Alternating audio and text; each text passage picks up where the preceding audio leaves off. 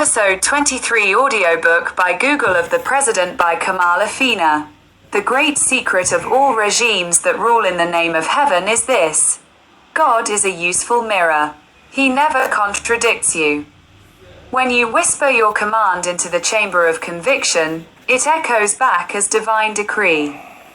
And the people obey not because they fear you, but because they think disobedience is treason against the cosmos itself.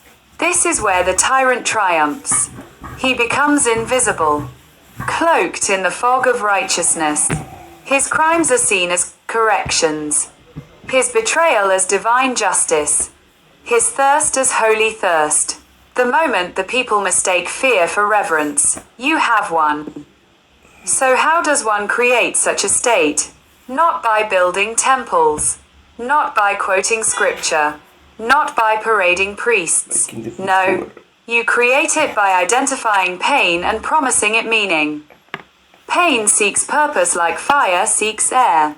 When a nation is humiliated, impoverished, fractured, they are ripe for salvation. Offer them a story in which their agony is not failure but prophecy. Say, we were chosen. Say, they envy us. Say, we suffer because we are pure. Say, they hate our God, our truth, our strength. And then, give them a villain. Name him, curse him, burn him. You have now turned a people into a priesthood of vengeance. You have made yourself their messiah of rage. The seduction is complete. There is a final touch. You must allow some to doubt, but never too loudly. Create your apostates, your mock prophets, your clean traitors. Let them speak enough to be silenced. Their disappearance will teach more than 1,000 sermons. The sheep must see the wolves punished, even if the wolves wore your mask. Then, when the fire is high, pour your oil. Preach sacrifice. Preach war. Preach that mercy is betrayal. Preach that to forgive is to forget the crimes of your enemies, and that forgetting is sin. And finally, deliver your blessing.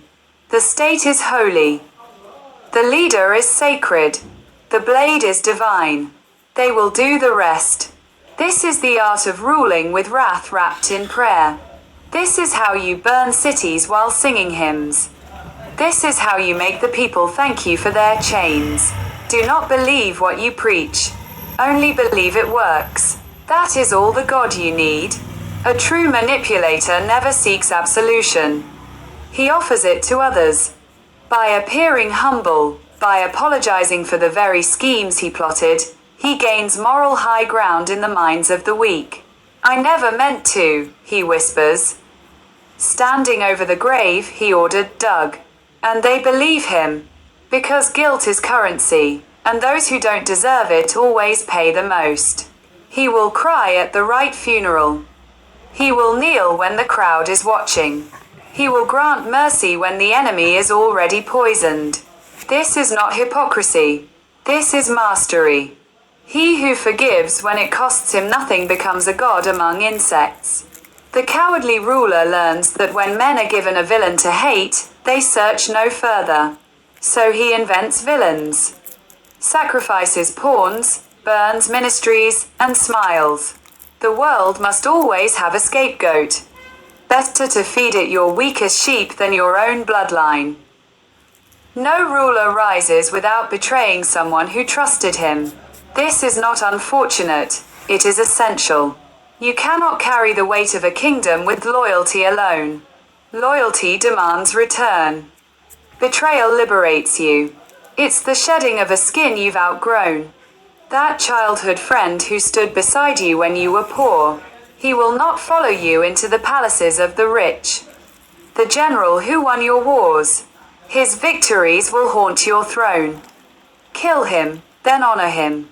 It's cleaner that way. The coward knows he must betray early and betray often. The strong never expect it. The weak can't retaliate. The masses forget, and when they do remember, they remember with awe. He was ruthless, they'll say. But he kept order. And in that twisted compliment lies the seed of empire. The final rule of the coward king: control the narrative. He who writes the history controls the present. And the coward, clever, silent, unloved, always survives long enough to write the story. He is not remembered as coward. He is remembered as wise, as patient, as just. Even Machiavelli, were he born today, would bow before the men who rule not with iron, but with illusion. For what is fear, if not a story told in the dark? What is power, if not the ability to shape memory itself? Thus, the coward becomes immortal. Not because he was brave, but because he knew when to stay hidden, when to strike, and when to weep with a camera nearby. He wears no crown of gold. His crown is silence. And silence, when sharpened by terror, is invincible. Chapter 15, Section 3. Power is not stolen. Power is not earned.